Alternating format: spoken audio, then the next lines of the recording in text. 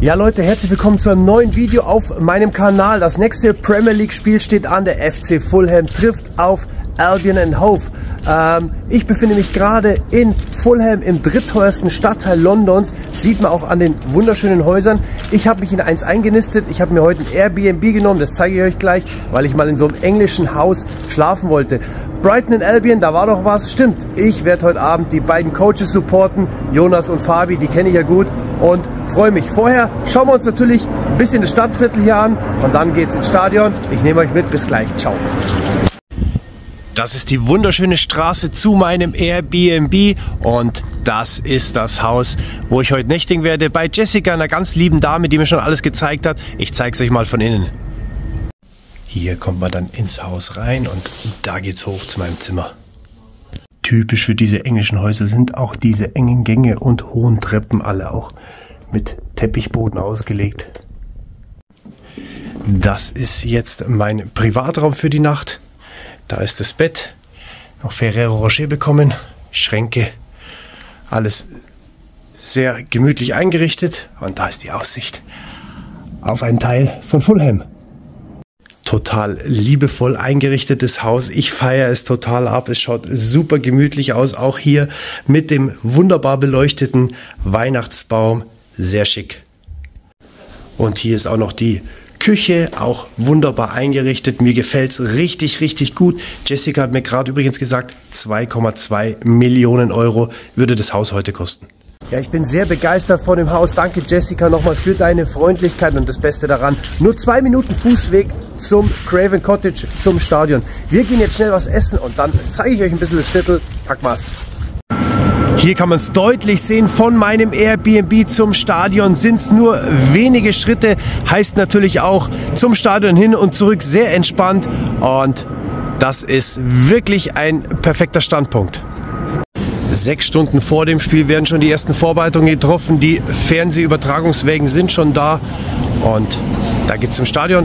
Schaut euch mal an, wie viel Kabelsalat aus so einem Übertragungswagen rauskommen. Wahnsinn! Was für ein Aufwand für ein Fußballspiel. Ich zeige euch das Stadion kurz von außen, weil jetzt noch Tageslicht ist. Später wird es dunkel, da sieht man vielleicht weniger. Und da geht es dann rein in den Tempel. Sieht von außen eigentlich aus wie so eine Wohnsiedlung, aber es ist definitiv das Craven Cottage. Donnerstag, 5. Dezember, Brighton and Hove Albion ist zu Gast in Fulham. Und wie es in England typisch ist, hier wohnen die Leute und da ist das Stadion. Krass! Ja, man sieht dem Viertel wirklich an, dass es hier eine sehr, sehr ruhige und noble Gegend ist. Ich feiere diese typischen englischen Häuser total ab. Sehr, sehr schön. 20 Minuten später. Es ist ein kleines italienisches Restaurant geworden mit dieser Aussicht hier und so schaut die Pizza aus, wenn sie so schmeckt, wie sie aussieht. Perfekt. Dazu ein Focaccia und die leckere italienische Limonade. Eins vorab, Geschmackstest 9,5, ganz leckere Pizza mit lauter verschiedenen so Fleischsorten, auch so kalter Braten drauf. Hört sich echt komisch an, schmeckt aber echt lecker. Und vor allem diese Limonade ist so gut, perfekt. Richtig guter Laden, das La Pizza, auch ein ganz toller Chef, hat Spaß gemacht. Wenn ihr da seid, schaut gerne mal in dem Laden vorbei, lohnt sich. Ja, Fulham ist schon ein belebtes Viertel auch, aber nicht überlaufen. Es gibt ganz viele Cafés, ganz viele Restaurants, alles, was man so braucht. Und hier kann man es echt aushalten. Eine Straße schöner als die andere, wie ich finde. Ich möchte gar nicht wissen, was hier so ein Haus kostet. Nach dem Essen sollst du ruhen oder eine Fahrradtour tun. Weiter geht's mit dem Bike.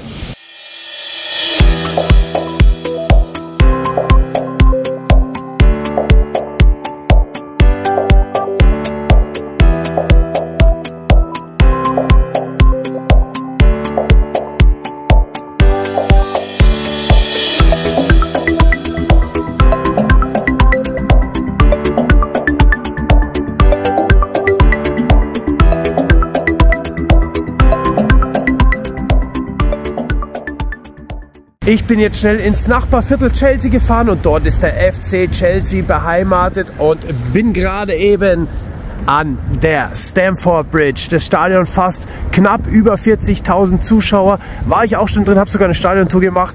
Ist auch ein nettes Schmuckstück.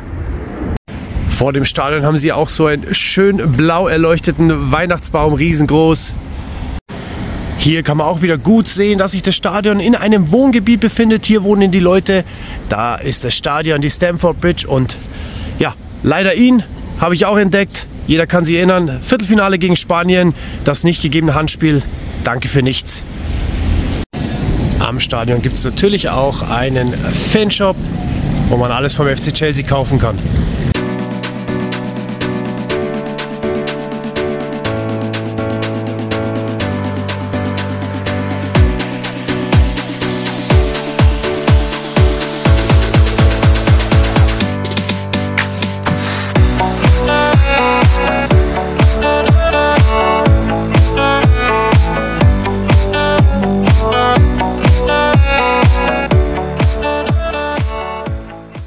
Ja, der FC Heidenheim hatte ja das Spiel des Jahrhunderts vor kurzem daheim gegen den FC Chelsea leider mit 2:0 verloren. Sie haben sie aber richtig gut geschlagen. Jetzt aber genug von Chelsea. Heute geht es um Fulham und um Brighton und wir ziehen weiter. Direkt an der Themse ist auch der Fulham Palace mit dem dazugehörigen Park, dem Bishops Park, und den wollen wir uns auch mal anschauen. Und das ist der Fulham Palace, den es übrigens seit dem 11. Jahrhundert schon gibt. Gehört aktuell immer noch der Kirche und bis 1975 die Residenz des Bischofs von London war. Vor dem Fulham Palace steht dieser Baum, der ist riesengroß. Ich schätze, dass der auch aus dem 11. Jahrhundert ist. Das ist der dazugehörige Garten des Fulham Palace. Alles sehr bewachsen, aber total ausgestorben. Keiner da. Und hier haben wir den Innenhof vom Palast mit einem schönen Springbrunnen. Lässt sich bestimmt auch schön wohnen. Das ist jetzt der Bischofspark, der etwas ausgestorben wirkt, weil das Wetter auch nicht so passt. Ich glaube, also im Sommer hier richtig viel los ist. Liegt direkt an der Themse. Auch eine sehr schöne View. Und unmittelbar in der Nähe ist auch hier vorne das Stadion, das Craven Cottage. Auch sehr schön die andere Seite vom Bischofspark hier mit diesem kleinen See. Ein ganz idyllischer Park. Hier an der Themse, auch wenn das Wetter ein bisschen gräuselig ist, aber hier lässt sich wirklich aushalten. Hier kann man super spazieren gehen und da geht's Richtung Stadion. Wunderbarer Weg, wie ich finde. Ja, Fulham ist wirklich ein wunderschönes Viertel, absolut empfehlenswert. Und wenn man dem Großstadtstress aus der City entkommen will, unbedingt hier vorbeischauen, an der Themse entlang spazieren gehen. Es ist sehr idyllisch. Jetzt geht es aber um Fußball. Der FC Fulham steht aktuell auf dem 12. Tabellenplatz. Albion steht auf Platz 5. In der Kiste bei Fulham steht übrigens Bernd Leno, ein deutscher Torwart. Ich habe jetzt richtig Lust auf das Spiel, deswegen geht es jetzt ab zum Stadion. Es geht zum Craven Cottage. Bis gleich. Sehr schön finde ich auch, wie hier in Fulham die Häuser geschmückt sind. Macht Lust auf Weihnachten. Ja Leute, dieses Video ist gesponsert von New Bev, einem richtig geilen Modelabel, guter Partner von mir, der unter anderem diese geilen Hoodies hier macht oder auch zum Beispiel etwas für den Winter, richtig flauschig, perfekt für jeden Stadionbesuch, qualitativ sehr hochwertig und hält richtig schön warm. Oder auch zum Beispiel diese Kollektion hier, die mir auch total gut gefällt, mit dem Prints hier auf der Seite, den die Jungs auch selber noch anbringen. Das heißt, Qualität wird richtig groß geschrieben bei New Bev. Und wenn der Sommer dann mal wieder kommt, natürlich auch die passenden T-Shirts dazu. Auch eine sehr tolle Kollektion. Hier die mit dem Hasen. Seit 10 Jahren gibt es das Label. 2 ganz tolle Jungs machen richtig geile Arbeit. Und dieses T-Shirt möchte ich gerne verlosen. Schreibt einfach in die Kommentare rein New Bev und ihr nehmt automatisch an der Verlosung teil. In der Videobeschreibung unten der Link zur Homepage, bestellt kräftig und ein Rabattcode. Schreibe ich drunter, gibt es noch ein paar Prozente und jetzt viel Spaß mit dem Video. Am Stadion angekommen und hier kommt gerade der Bus von Brighton an. Pünktlich. Fabi geht als erstes raus. Ist auch krass, wie eng das hier alles ist mit den Zuschauern und da kommen die Spiele raus. Die werden sich jetzt ein bisschen was anhören dürfen, nehme ich an.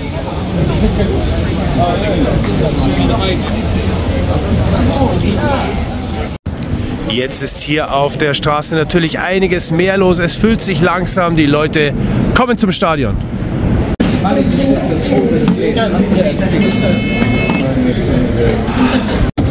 Hier ist jetzt der Eingang ins Stadion zu meinem Block. Und wie man sieht, das ist alles renoviert worden für teures Geld. Ja, man merkt, dass es noch alles sehr neu ist, sehr modern, sehr schön. Schöner Weihnachtsbaum darf auch nicht fehlen. Ich finde das gar nicht so, wie im Stadion hier ausschaut. Eher Einkaufszentrum. Ja, alles recht entspannt hier, muss ich sagen. Wirklich schön aufgebaut. Ich freue mich jetzt auf den Anstoß. Kann losgehen. So, wir haben zwei Schweizer getroffen, Joel und Elias. Sie sprechen Deutsch. Wir können uns also gut unterhalten. Was glaubt ihr heute? Wie geht's aus? Ich sage 3-1 Brighton. 3-1 Brighton, sehr gut. Fabi wird's freuen. Ich sage 2-1 Fulham. 2-1 Fulham. Zwei unterschiedliche. Auf jeden Fall gutes Spiel euch.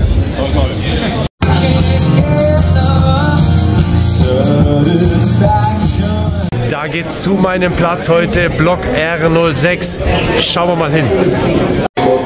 Das ist heute mein Platz 178 und Leute, schaut euch diese View an, die ich heute habe.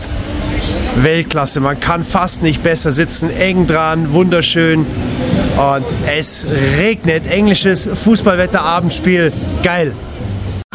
Ich kann bis zum Rasen gehen, der übrigens einem Top-Zustand ist. Schaut euch mal diesen Golfrasen an, hätte ich fast gesagt. Da macht es bestimmt richtig Spaß zu kicken. Und gleich hier werden dann später die Auswechselspieler und die Trainer sitzen. Vielleicht kann ich mal Hallo sagen zu den beiden Jungs. Der obere Teil des Stadions wurde dazu gebaut. Ich glaube ca. 5000 Plätze mehr. Ich war noch im alten Stadion, da gab es das Ganze noch nicht. Es ist einfach ein wunderschönes, legendäres Stadion. Typisch englisch. Keeper von Brighton kommen zum Warmmachen langsam. Wie geil muss das bitte sein, auf so einem Rasen zu kicken? Einmal, das wäre so herrlich, aber ich bin ein bisschen zu alt dafür. So, wir haben Max und Leroy, zwei Fulham-Fans. What is the prediction for today? 3-0. 2-0. Okay, have a good game. Thank you. Bye-bye. Die Brighton-Spieler sind schon zum Warmmachen da und jetzt kommen die Spieler von Fulham auch auf den Platz. Da ist ja der Co-Trainer Jonas. Sagen wir mal Hallo. Jonas? Alles gut? Maskottchen von Fulham auch am Start. Es ist herrlich, so nah dabei zu sein. 10 Meter vor mir machen sich die Jungs warm. Geil. Ja, das Stadion fast nach dem Umbau ca. 30.000 Plätze. Ich werde mich heute ein bisschen zusammenreißen müssen, wenn ich für Albion bin, aber werde ich schon hinkriegen. Wie schon vermutet, auf der Seite hier die Albion-Fans. Bin auch mal gespannt, was die so können. Und auf der anderen Seite die Fulham-Fans. Jetzt kann es losgehen.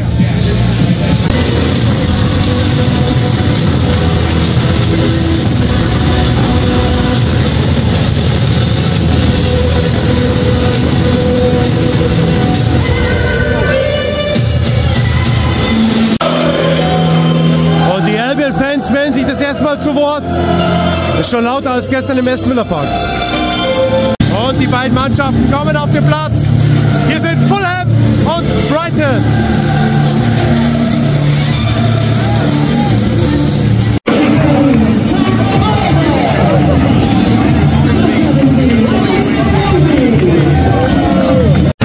Und Anstoß Albion. Das sind lauter als die ersten Villa-Fans daheim gestern.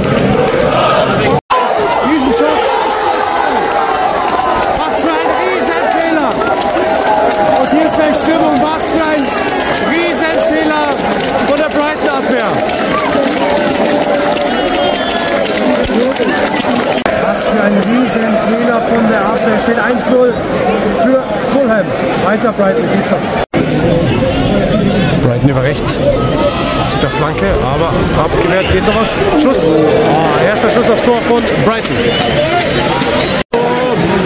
Brighton mit der ersten Chance, der zweiten Chance, Entschuldigung.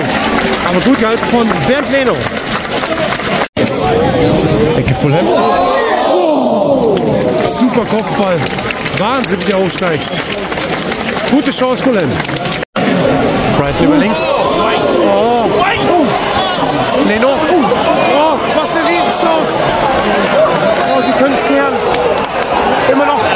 Jetzt ist er geklärt.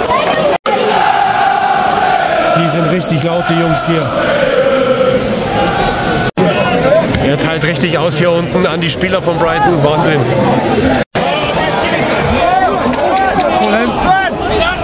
In die Mitte. Oh. Chance, zweite Chance. Und da. Was komisch ist, dass ich den Fabi noch nicht einmal am Spielfeldrand gesehen habe. Wundert mich. Ist irgendwas vorgefallen? Brighton wieder über links jetzt. Oh, Riesenchance wieder. Bernd Leno richtig gut gehalten. Oh, wieder eine Schießchance. Sie drücken jetzt auf den Ausgleich. Jetzt habe ich gerade auch erst mitbekommen, dass der Fabi oben auf der Tribüne sitzt. Ich blende mal das Foto ein. Der darf gar nicht auf der Bank, der ist gesperrt worden. Habe ich gar nicht mitbekommen. 42 Minuten gespielt, gleiches Halbzeit.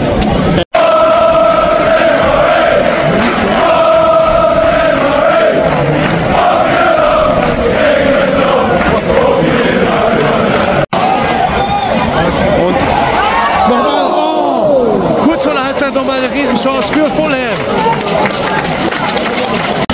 Und es ist Halbzeit im Craven Cottage. Kurzes Halbzeitfazit, 1:0 für Fulham durch das ganz frühe Tor, durch den blöden Fehler von Brighton. Ansonsten das Spiel auf und ab, ganz okay. Brighton-Fans richtig gut, Fulham-Fans, naja, geht so. Ich freue mich auf die zweite Halbzeit, schauen wir uns an. So schaut die aktuelle Tabelle aus. Fulham plötzlich auf Platz 6. Jonas tüftelt bestimmt jetzt irgendwas aus, dass sie den Ausgleich schaffen. Und die zweite Halbzeit kann losgehen, es ist angepfiffen. Ich glaube, das ist sauber, ist aber noch heiß. Fulham drückt jetzt aufs 2:0.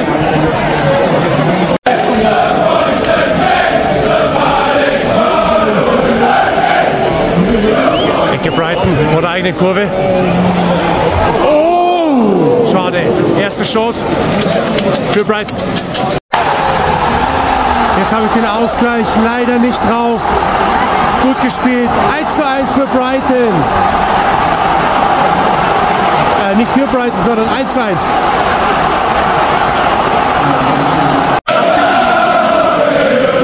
Die sind richtig laut, die Brighton-Fans.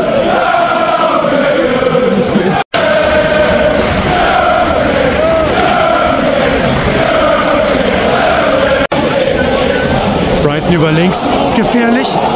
Riesenchance. Geklärt. Es ist viel mehr Stimmung jetzt, viel mehr Action in dem Spiel. Zweite Halbzeit ist jetzt viel, viel besser, macht viel mehr Spaß, typisch Englisch. Es geht hin und her, weiter so. Hier unser Deutscher Bernd Leno im Tor. Auch gut am Ball. Der Regen peitscht durchs Craven Cottage. Wahnsinn. Typisch Englisch. Was ist Adama Traoré bitte für ein Biest? Der war vorher wahrscheinlich Türsteher. Wahnsinn. Ein Monster. Wo ist der Ball? Linke Seite. 1, 2, 3, wo ist der Ball? Danke, Ecke. Ecke Fulham.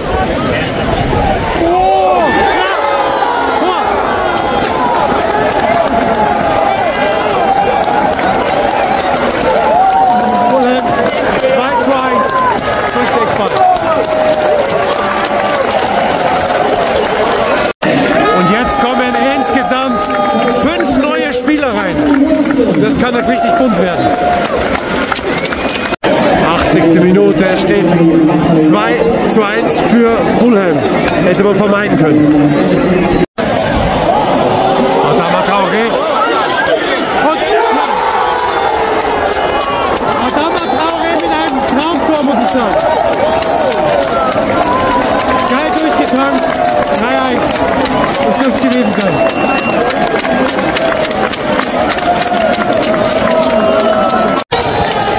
Brighton-Fans sind natürlich gerade enttäuscht, ist klar. Und müsst ihr von den anderen was anhören lassen.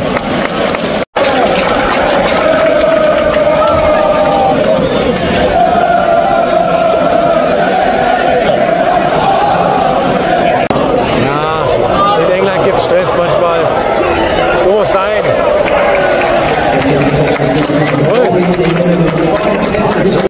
Und es läuft schon die Nachspielzeit. hier oben drauf kommen. Also nochmal vom Tor, nochmal Freistoß kurz vor Schluss. Also er muss fast drin sein, wenn sie noch was reißen wollen. Oh. Nicht gut geschossen. Und wir haben einen Blitzer. Wo will der hin? Er läuft zu den Brighton-Fans. Ja, richtig geil. Schön provoziert. War auf jeden Fall ein Fulham-Fan. Und wird abtransportiert.